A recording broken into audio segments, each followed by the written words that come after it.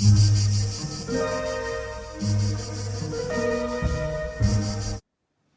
tout le monde, j'espère que vous allez bien. On se retrouve pour le deuxième tuto sur les costumes d'hiver.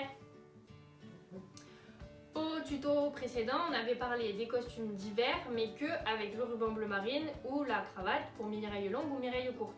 Là, tous les autres que je vous ai mis aujourd'hui, c'est que, bon, on peut le porter avec un ruban bleu marine, si vous avez que ça, vous mettez que ça, mais il faut, enfin c'est préférable quand même de mettre un ruban de couleur, c'est mieux. Dans le costume endimanché plus en hiver, on a, on va dire, deux types de matières à utiliser. C'est soit, je vous avais présenté ce fichu la dernière fois, en laine et soie, donc vous avez celui-ci, vous pouvez avoir celui-ci, vous pouvez avoir celui-ci en exemple. Vous pouvez donc avec ce tissu laine et soie, donc soit faire jupe assortie au fichu, donc comme celui-ci, ou après le truc toujours à avoir, c'est la jupe noire, indispensable, en laine et soie aussi, et donc vous pouvez le mettre par exemple avec ce fichu que je vous avais présenté la dernière fois, que je vous avais dit qu'il irait bien avec un total look noir et le fichu vert. Les deux, que ce soit le fichu assorti à la jupe ou la jupe noire avec le fichu vert, vous pouvez le mettre très bien avec un ruban bleu marine, mais c'est toujours en fonction de la circonstance. Si vous allez à une messe, vous avez pris, vous n'êtes pas non plus obligé de sortir toute votre parure, donc vous allez mettre le ruban bleu marine, mais si vous recevez une célébrité, ou je sais pas, le président de la République en mairie, et que c'est l'hiver, vous allez mettre le vert avec la jupe noire, ça va faire ressortir le fichu avec un beau Louis-Philippe vert, pépite. Ensuite, deuxième catégorie de matière, après la laine et soie, vous avez bien sûr le velours, qui est c'est vraiment la matière de l'hiver. Le velours, on le met vraiment qu'en hiver. Et en plus, le velours, c'est encore plus somptueux, enfin c'est encore plus endimanché que la laine et soie. Enfin, vous voyez, il y a quand même une différence entre ce fichu vert et celui-là. Enfin, ça se voit à l'œil. Pour le velours, vous pouvez aussi faire jupe assortie au fichu. Donc là, vous en avez deux exemples. Et on peut aussi mettre le fichu en velours avec une jupe velours unie, bleue comme celle-ci. Ou garder la jupe en velours à raies là qu'on a et mettre un autre fichu en velours mais uni, comme celui-là.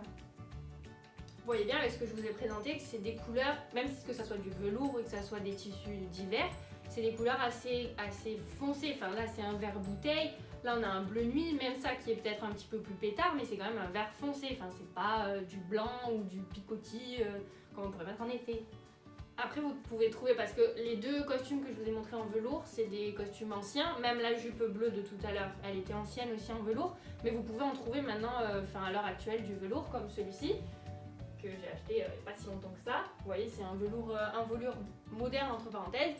Mais le velours, il faut faire attention, il faut y mettre le prix du velours, parce qu'après, si vous prenez une mauvaise qualité, quand vous allez vous asseoir, au fur et à mesure, le velours, il va, cet aspect velouté là, ça va se frotter.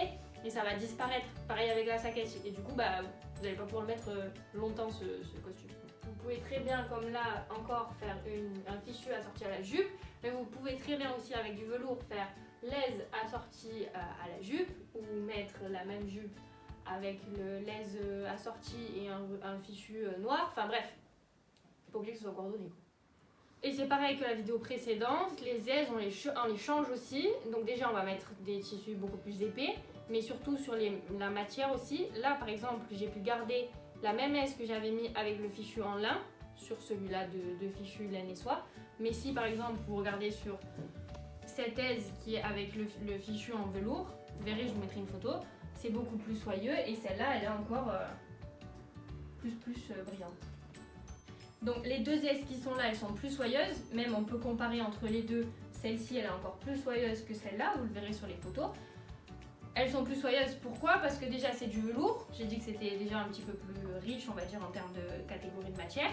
Là il y a du jet noir, là il y a du jet gris avec une dentelle, alors que celui-là même s'il est en laine et soie, c'est une simple broderie, donc on met une aise plus simple que sur celui-là. Enfin, vous voyez la différence quand même entre les deux.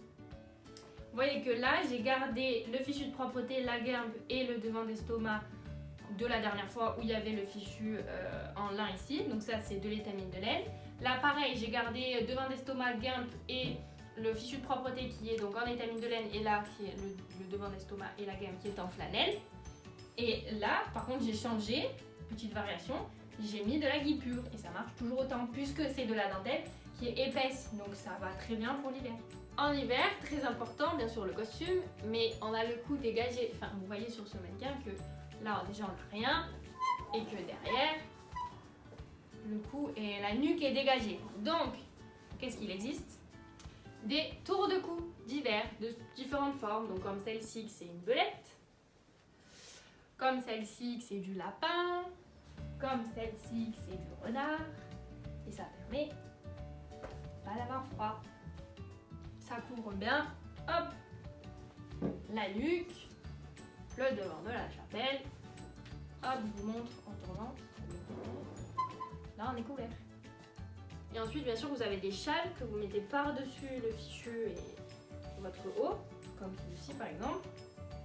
Mais celui-ci, c'est comme les aises par exemple, ou comme l'ensemble de toutes les pièces qu'on met. Il y en a des plus ou moins épais en fonction de la saison. Celui-là, il est un peu plus fin par rapport à celui-ci.